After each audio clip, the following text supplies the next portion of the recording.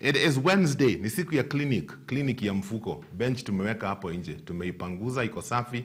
Msisukumane, last week mlisukumana. This week mkae pole pole na maswali yenyu, tutawajibu. This week we are going to be looking at transitioning from employment into entrepreneurship. What does it take?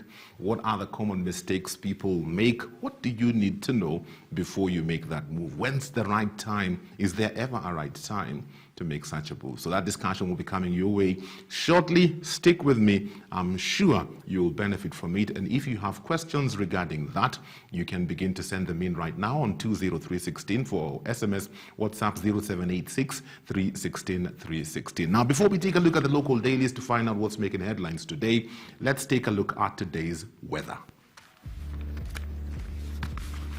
Now, taking a look at today's weather, my good peoples in Nairobi, what weather are we looking at today? We are looking at highs of 25, thunderstorms in various places, a bit of cloudy weather today. And then down at the coast, Mombasani, highs of 32, a bit of thunderstorms with sunny weather throughout the day. Nakuru, Flamingo County, you're looking at showers today, highs of 25. And then watu wa Kisumu Dala, we are looking at highs of 28, a bit of thunderstorms throughout the day.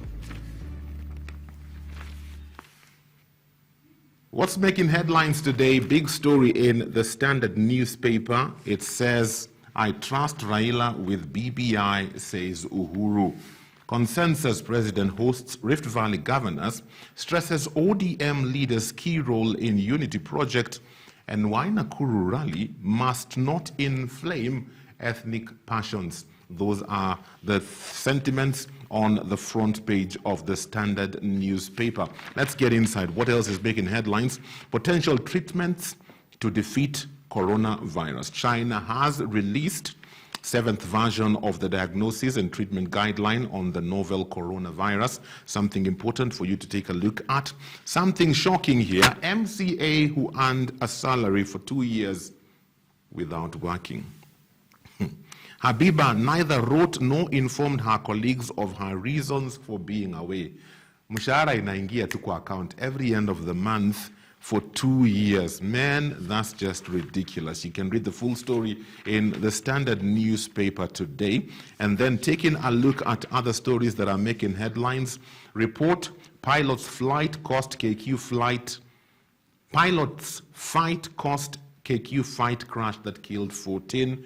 Co-pilot refused to take instructions from his senior, who'd called him stupid and reprimanded him before they embarked on the journey to Nairobi from Dula. Take a look at that story and find out what those findings are all about. Looking at other stories that are making headlines in the Standard newspaper today, this one is quite a sad affair. It talks about the poor health of medical schools. Sounds like an oxymoron, yeah? Poor health, medical schools. Institutions that failed to comply with new standards set by EAC inspection team risk closure. And basically, this is like a diagnosis of the health status of our medical schools. And it's quite shocking. I think the highest rated is Mount Kenya University, 82 points. I'm seeing others have 53, 54. You can take a look at that story and read more about it. I want to get to the center pages because of the pullout. The pullout is hustle, talking about entrepreneurship, business, money. Even money gurus make costly mistakes. Stories from people who've made it about mistakes they made in the past. One says, I mixed love and business and that cost her dearly. Another says, I was conned 5 million bob. Yet another, greenhouse farming scams are the devil. And then cheap software cost me a ton. You can read these stories in the Hustle Pullout today. And then I also saw something interesting here, investment options for salaried people. Maybe you want to take a look at that. And then the back page, quite a sad story of affairs. This one is football star Ronaldinho. Jailed Ronaldinho facing many issues off the pitch. It is just a sad state of affairs. Update yourself on that and so much more in our local dailies, and keep knowing what's happening both here and internationally. Now, we're getting into our discussion in the next short while, but I want to throw out a question to you, even as we talk about shifting from employment into entrepreneurship. What do you think are some of the main challenges entrepreneurs face in this nation, especially startups, people who are starting off? What would you say are some of the main challenges that they face? SMS is 20316, WhatsApp 0786316316. My guests are already here. I will be introducing them to you in the next short while. Siku ya clinic imefika. It is the financial clinic ya mfuko.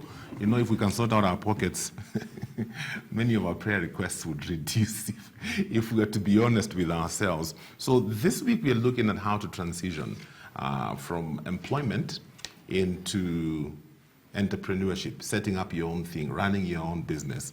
And in studio with me, I have a good friend. Collins Mulika is here. Collins is running his own company, was once employed. He's the finance guy. If you're looking for somebody to sort out your finances and to talk to you about money, this guy is the man. Collins, karibu sana studio. Asante. It is good to have you. Happy to be here. Is it an easy journey to transition from employment into running your own outfit? No, it's not an easy journey. You, to be honest, have to do a lot of internalization. Yeah. And you know, walking with God throughout this journey, because it's a decision that affects a lot of things. Yes. It affects your life 100%. You know, 360, your family, it's your career. Yeah. It's a point where you're saying, okay, I've been doing so well in this particular career. Is it a time to take it to the next level? And what does that next level mean? Look like, yes. Yeah, and we all know entrepreneurship is not easy, because employment is also obviously has its own challenges. Very true. But it has its own consistencies, you know, like salary, end month, being in the banking industry. In fact, our salaries used to come in very early, 24th, 23rd. Yeah. If it's too far, 25th of every month. Yeah. So coming out from that consistency and into now entrepreneurship, where, you know what, if you don't make a cent that month, you're not then there's anything. nothing. Yeah, exactly. So it requires meticulous planning. Okay. Yeah. Okay. What got you to that point where you decided, you know what, employment has been good, but now I think it's time? What made you make that decision? Yeah, well, to be honest, I was first of all doing something that I'm really passionate about. And it was a question of just kind of taking it to a level where I felt, because having been in the banking industry, having been there for about 14 years, and knowing that I'm an entrepreneur, you know, there's a way you just always know. knew. Yes, I always used to know. These are, you know, prophecy. I mean, things I would testify about myself early, along the way. It was a question of which right time to get out and start, and so it was something that was always there, even as I was working and faithfully serving, and I think I was a very good employee. And I'm sure my former bosses, if there's anyone watching or listening, yes, can attest to that. Yeah, hardworking, very hardworking. But even at the back of that, there was always that preparation towards getting that point. Now, when it got to the levels where it was time to do it, it was never easy. It was never easy. There was family to think about, you know, my precious wife and my children, this journey that I need to make, you know, there are fears that it could fail. But my confidence was always that confidence in God, knowing that, you know what, this is what I need to do. Yes.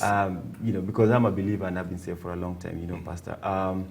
And it had reached a point where even when my salary would come in, as consistently as it would come in, it had reached a point where it was no longer exciting to get it. It was more like you're hearing God asking you, are you sure you're not trusting me enough that, you know, if I moved you to your own, the business that I want you to start, you know, you can even make much more than this salary that's coming in. You know, the way you try to throw in excuses and like, you know, my wife is probably not ready for me to do this. You know, those kind of excuses. But then you realize God throws a curveball. Your wife is so ready. In fact, your wife is actually asking, oh, you said you're going to start this. When are you starting? You know, so you run out of excuses, really. If you are prayerful and you're walking with God, the time will come. There are things that even in the markets, whichever area you want to get into, that will happen, that will actually just show you, and indeed, this is the time. If I don't move now, then when else will I do this? Okay. Yeah. What would you say are the necessary things somebody needs to think about and to start putting in place before you actually make that decision to now jump out and start concentrating on your own thing? Well, the basic ones really is capital.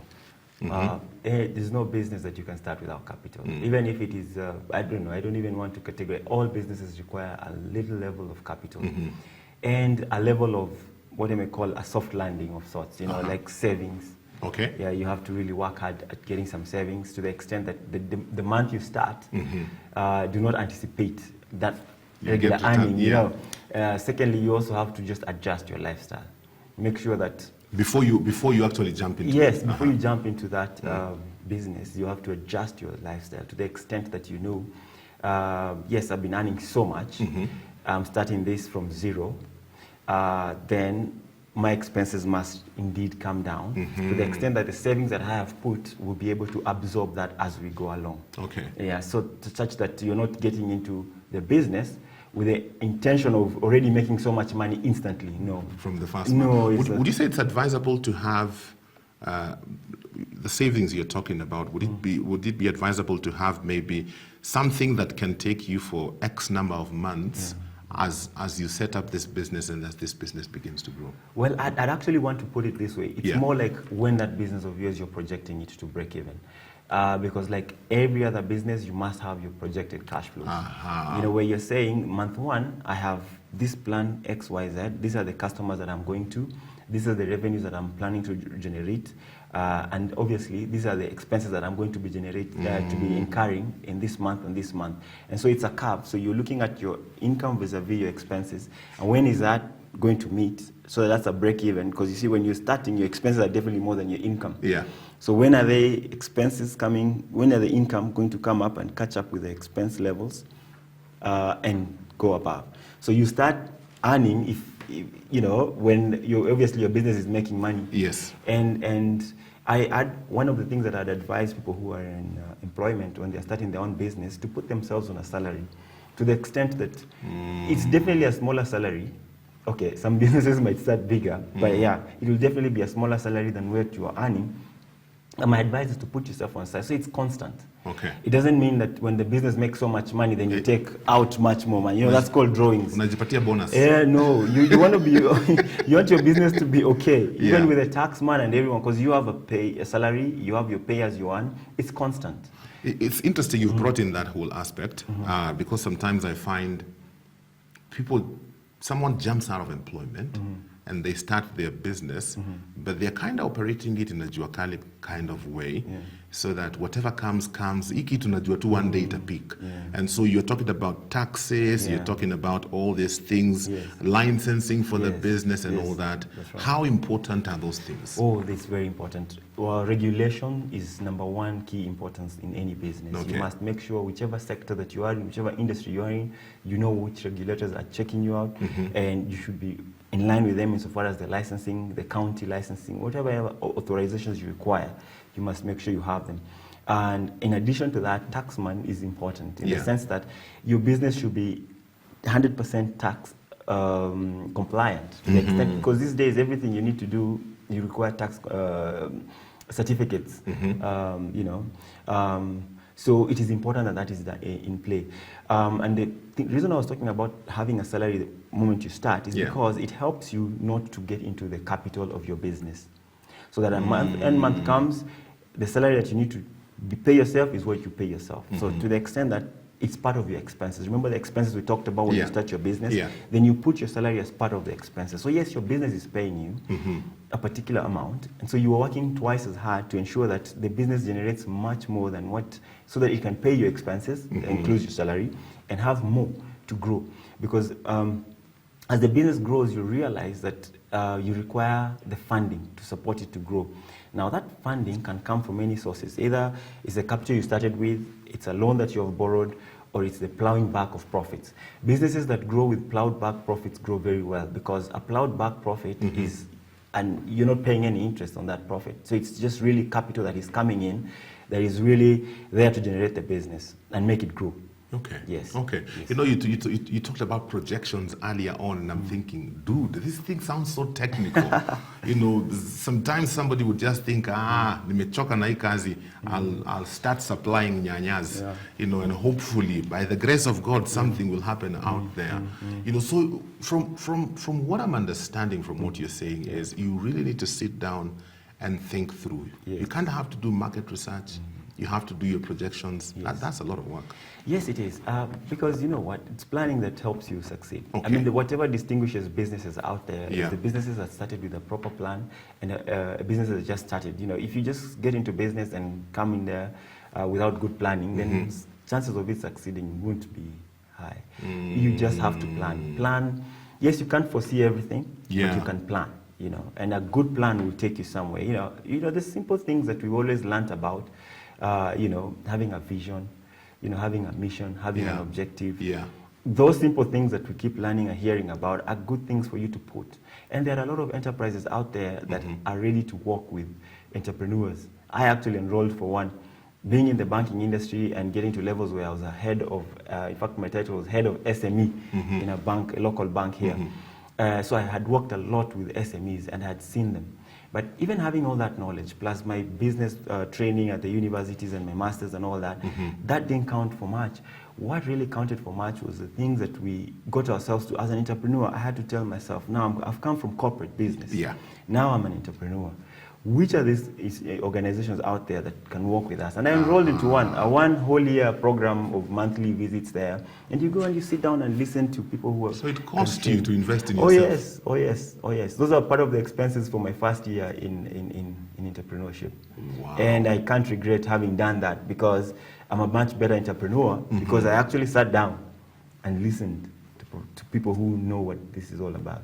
To the extent that now I can actually confidently talk about entrepreneurship. Wow. Yeah. I think I'm challenged and I love what you're saying because what I'm getting from you is that you have to think through this thing completely. That's right. You don't just wake up one day and decide I'm starting a business. No wonder so many businesses then fail because there's no proper planning. That's right. Would you say it's harder work? You know, because sometimes we feel like my boss is stressing me. I'd be better off doing my own thing. You know, we kind of feel like it would be more of a holiday because I don't have to deal with all this stress. Would you say it's like that, or it's even harder when you're running your own outfit? Well, I actually say it's harder when you're running your own outfit. Yes. Because especially the guys who are in corporate right now. I mean, you know, if say for example you're in marketing in corporate, so what you're doing is marketing. And you have a whole machine supporting you. You have a whole HR manager there seated. You have a whole IT manager out there sorting your IT issues. Operations manager sorting out your little operations. You have the guard at the door. Yes. You know, sorting out your security. You have security managers. You have everything like that. So by the time you're coming out and you're starting your own outfit, you realize, first of all, we talked about expenses. Yes. So you have to hire. Unless you want to be, you know, you're moving from an, you know, it's not a business, it's self-employed. So you want to hire so that you can, you know, extract a lot of benefit from your business because you can't do everything by yourself. Very true. So you realize you're the HR manager now. You're the IT manager now.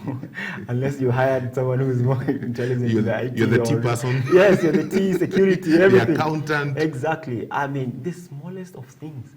You know, like I say, when my first month of you know, running my business, I was the one who used to write the check, the NSSF check, and work with it to the NSSF place. And I remember my first experience at the NSSF place was the check I'd written, you know, NSSF is 200 bob, right? So I'd written a check of 200 shillings, literally 200 shillings. So when I'm there, the NSSF lady looks at me, yes, I'm so well dressed, I'm you know, more senior because I've been in this for many years, but she politely tells me, you know, the check should be 400 because the employer does 200, you do 200. I'm like, oh yeah, that's true. You know, smallest of things, you realize. Wow, So I went back, quickly changed. And so a little of those things. But right now, at least, you know, as the year goes by, and your business goes bigger and bigger, you start delegating some of these jobs as you go, because you get to hire more professionals, you get to hire more experience. Yes. So you kind of start getting back to that key thing, because as a chief executive or the owner, proprietor, owner, manager, your key job is really the strategy. Where are you taking this business? Exactly. And how is this business funded? How is this business growing? Yes. So you start getting back to those levels. But when you're starting, you're all the ground. To all men. You're on the ground, yes. Do you have any questions for us? 20316 SMS line, WhatsApp number 0786316316. We're talking about making the transition from employment to entrepreneurship? Maybe you are thinking about those things, or maybe you've already made the move and you're having some challenges. We are here for you. So send in those questions as we continue on with this discussion. Wednesday morning financial clinic, transitioning from employment to entrepreneurship. Your SMSs are coming in. Questions, comments, 20316 for SMS, WhatsApp 0786 316 316. Amos Dongo, all the way from Dumos Photography. How are you doing, my friend? You say challenges of entrepreneurship, especially coming from employment, having the dream, how to raise capital, how to grow capacity, be diligent. Don't go put all your money on equipment and stock, etc. Understand the cycles of business and comply. You say Kolo helped you. Ah, that's nice. And you say one tip, start while in employment, and then from there, grow your craft. You said you started as a hobby, you were in employment for almost 20 years, and you agree with what my guest is saying in studio this morning. I have another guest who's joined us as well. Chris Wanzala, how are you doing? I'm doing well. Karibu sana studio. Nashukuru sana. Nafurahi kuwa hapa. Awesome. You also have made that transition while in employment for 17 years, and then you jumped out and now you have your own outfit. One of the things that that my friend Amos here is saying is that it's good to start while in employment. Did you do it that way, or you just jumped out cold turkey? Yes, I did. I actually took some years after I'd set up my first business. It was actually a home studio. So I was doing mentorship mostly for artists, knowing very well that I was preparing them for the future, because it comes a time when you need to be the one dominating the market. Yes. Yeah, so I was preparing for that. But then one of the things I say is don't jump out of employment because you just hate your job. So for me, I just wanted to transition, but meanwhile I had to learn some skills before I got into business, because that is crucial. What would you say were some of the challenges you faced when you eventually now cut yourself loose from your former employer and focused 100% on your own outfit? One of the biggest challenge was, stress. Stress? Yes. Not enough cash to be able to do whatever I had dreamt I wanted to do. I think the two are connected. Yes. Lack of cash brings in the stress. Yes, the stress. And then also, on top of that, one of the challenges I've faced is, when you're tackling clients, you need to sell your product. You need to be able to understand your customers well, where now the analytical bit comes from. And then at that particular point, I did not have enough skills for me to be able to transition. So I had to take also some time off and also learn on-job experience to know exactly what the customers need so you can prepare a product for them. I love that, because you shared something similar. Yeah. You had to invest in yourself for a whole year, to get to understand what is happening on the ground, and that helped you. Okay, some questions here. Good morning, sir. I really want to be an entrepreneur and to quit my job.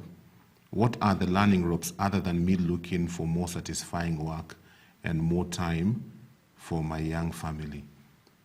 I think I can rephrase this question because there's something very interesting you said. You say don't just quit your job because it's boring. That's right. When somebody's thinking of leaving their work to jump into entrepreneurship, can they just do anything? Or is there something to guide you to know what kind of business you will be able to thrive in? Right. Because sometimes we think, because Collins is in the financial, maybe I should do that. And then you meet Chris and you think, Chris is hanging out with this artist, they must be making so much money. Yes. What should guide me to know what kind of business I should do? Well, I'll take it first. To be honest, what should guide someone is really their passion. What are you passionate about? Because if you end up doing something that you're passionate about as your business, then you'll never get tired. For me, I'm passionate about growing small enterprises. That's my passion. It was what I used to do even when I was in employment. To coming out with that thinking of little tweaking of making it a little more flexible for them. Yeah. And to seeing them growing, that's my passion. Now, anybody telling you that it's easy is lying to you. But if you're doing what is your passion, then you will always just find the energy to do it, and excitement to do it. Okay. And one of the the listeners or viewers have actually said that they want to start for their own so they can get more time. Yeah. Well, I'll actually say that to begin with, it might not be like that, to the extent that you might find that you're spending more time in your business than the family. But however, as the business grows, you've got to learn the ropes, you've gotten to hire the people you need, then yes, you'll find that you have much more time. That's right. Okay. What about you, Chris? For me, I believe when you want to begin a business, first of all, you need to do a market survey. Even though you might have a dream, you might have a talent, you need to do a market survey. Do really people need that product in the market? So that skill is very important. But now having a background in business administration, I knew how to do that. But then I also knew that from the data that I had gathered around through the survey, I also realized it's impact, then numbers. Yes, you impact, then numbers. As opposed to, this is the product I have, I'm selling at this particular price and everything. So I had to come up with a concept that would be able now to endear to the customers, because most important thing is trust. If they don't trust, they don't buy. Would you say, Collins talked about passion, get into something that you're passionate about. Is that what you did as well? Yeah, I recommend people to do what they love. I love music. I'm a singer too. I'm a producer. Okay. So I had also to learn production for around 3 years.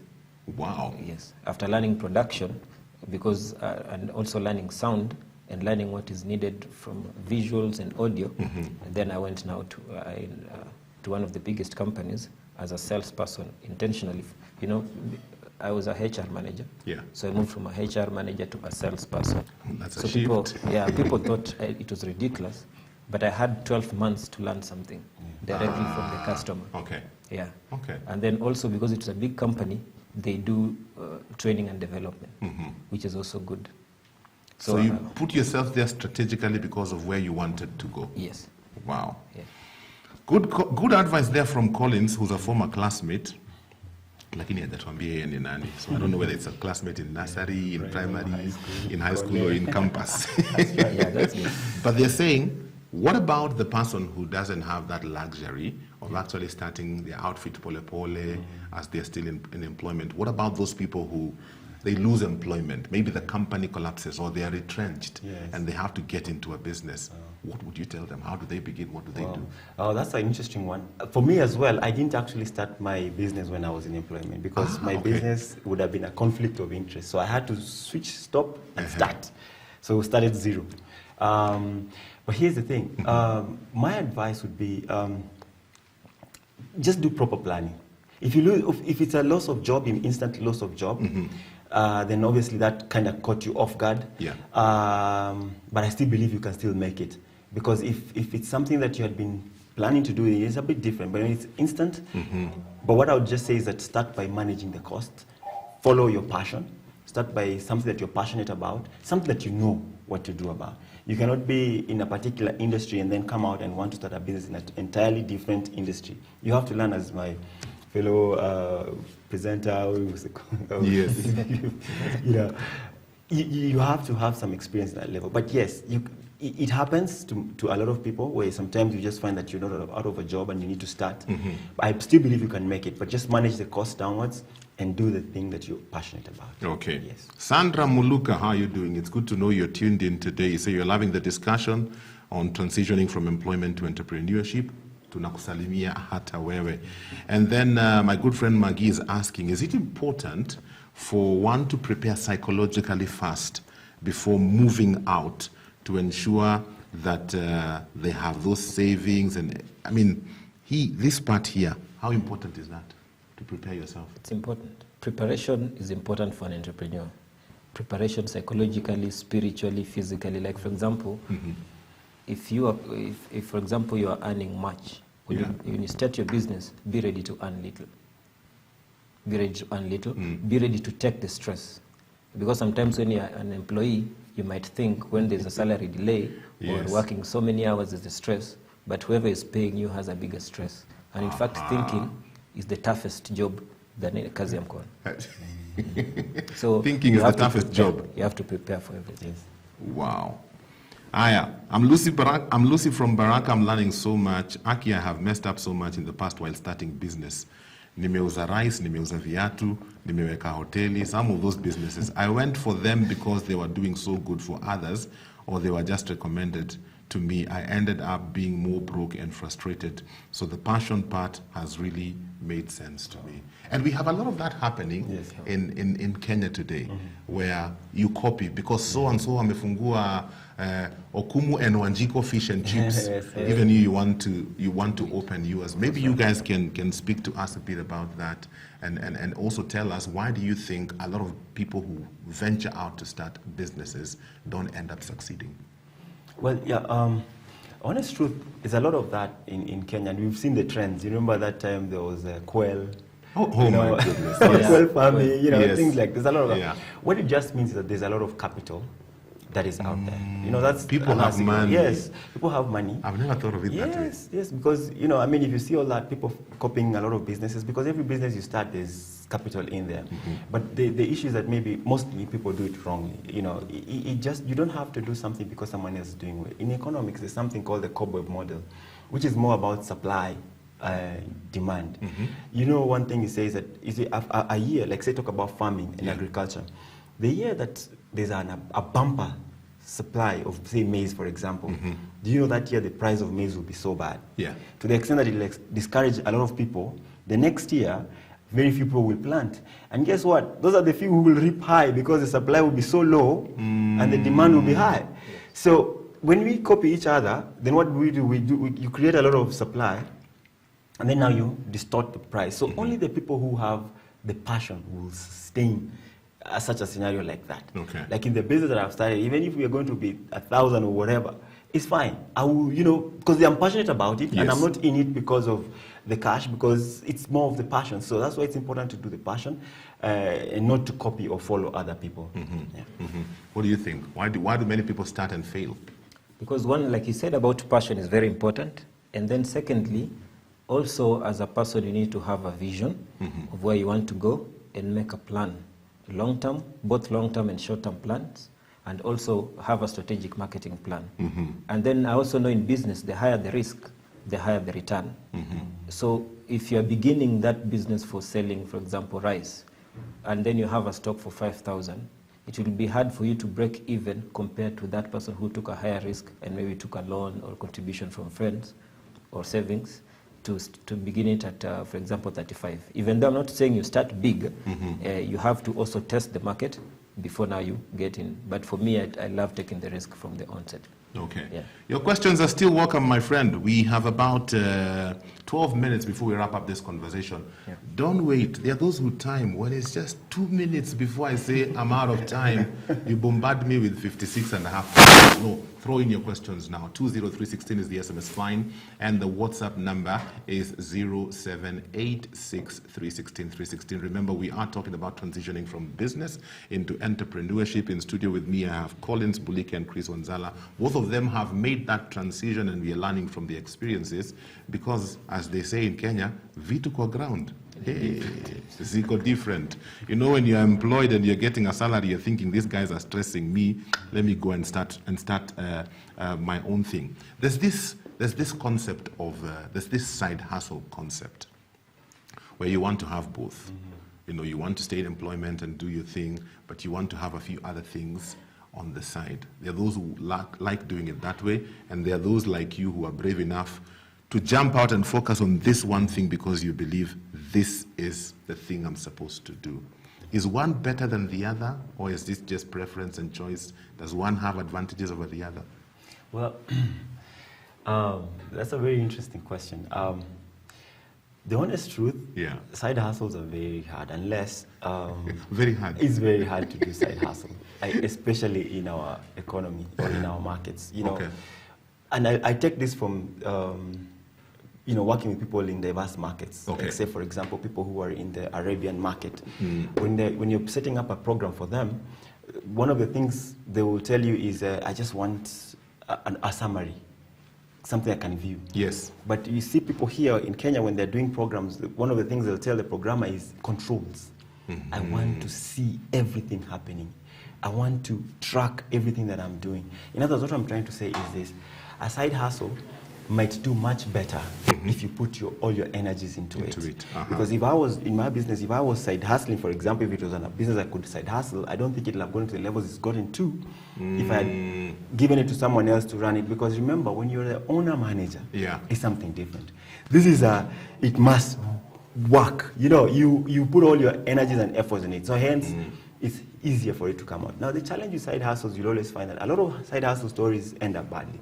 Because of the issue of control and trust. Who do you trust to run your business and things like that? Wow. I agree that passion should drive us when starting business. I have been partially employed, at times as a casual worker, at times contracts end when you least expect. When I decided to put up my fashion house, I would use the money from employment to get more stock. I can attest that I'm now glad the business is able to stand on its own. Now I'm not worried, even if my contract ends unexpected, since I have a fallback. I'm enjoying the show. Nancy from Kisumu. Nancy, thank you so much for your comments this morning. A lot of people are held back by fear. Bona Chris. Yes. A lot of people know, just like you said, Collins, that you knew from the onset, you know, you would eventually venture out and do your thing. I don't know whether it was like that for you. There are people who know that, but they are stuck because of fear. And the most common fear is, what if it doesn't succeed? How will I survive? How do you overcome that fear? When it comes to overcoming fear, I would say you need to be brave. Be bold and begin. Be bold and begin. And also, why are you doing it? You know, and then also, is it the right time? Even though there's never the right time, as long as you're not stealing your employer's time, like you asked the previous question, as long as you're not stealing from your employer's time, you'll succeed. The reason why these things end badly is because we are not disciplined ourselves. In fact, sorry for cutting you short, but there's a question. Exactly what you're saying. This guy is saying, this is a good conversation. My question is about time. Yes. I'm running a business while working and I'm struggling with time. I don't want to eat into my employer's time, and I also want my business to thrive because it needs my time. How do I balance? What do I do? I could give a good example. You're not supposed to steal your employer's time, because if you cannot respect your employer's time, you'll not respect your own time. That's right. Number one. So that is very important. Number two, there are so many business ideas. You cannot just have one idea. So find something that works well for you. So for example, I've had people who are doing the writing and online stuff who are earning a lot. Who are earning a lot because they're passionate about that, but they have also time to do that. It only takes like an hour or 2 hours in a day, and then you're done. So find something that you can really do. And I encourage people also to invest into digital skills, for example. Because in the current world, that is the market that we are also going towards. For somebody like this, if they truly believe in their business and they truly believe this thing, if I give it the time that it demands, it will thrive. Is it advisable for them to just jump? The honest truth, if his business is already doing well when he's in employment, honest truth, I mean, that is those are high success rate. I mean, possibility of it succeeding is already high. So you can imagine if he puts more time onto it, give him more, twice more, thrice more. So maybe he'll take the plunge. And I think that's where the fear comes in. Because you're thinking, hey, nikiruka hapa alafu nigonge ukuta, you know, I'm no longer getting this salary. And I think that's why for a good number of people, maybe they try and balance the two for as long as they can. But maybe you can tell them something because you jumped. Well, honestly, I mean, for me, I'd really be I'm a strong proponent of just first of all, praying to God and listening and hearing that conviction, and then jumping in and doing it. Guess what about employment? Yes, people say once you leave a job, it's hard to go back. But you know what? If you were to be employed, you'll apply. You'll get the jobs. They're there. Contrary to what people say that there are no jobs out there, there's a lot of jobs out there. It's just how you look for it. So he should try. He should plunge into that business. I know, because if it's already doing well when it's side hustling, then you can imagine and that means side hustling, maybe he's giving it 2 hours in the evening. So much more if he gives it like 10 hours a day. Wow. Okay. Gentlemen, our time is almost up. My producer is whispering into my ear. What's your parting shot to those who are caught in this, they're in between? What I would say is 2 things are very important. Faith, because God has a way of preparing you without even you being aware of what is happening. So faith is very important. Number 2 also, if you want to get into business, the leap might be heavy, but remember this. in every storm, there's an opportunity. Even coronavirus, someone is benefiting. It's very true. Yeah. It's true. And then also as a business, for example, we have those online digital marketing we are doing. A hashtag is trending. You can create content towards that.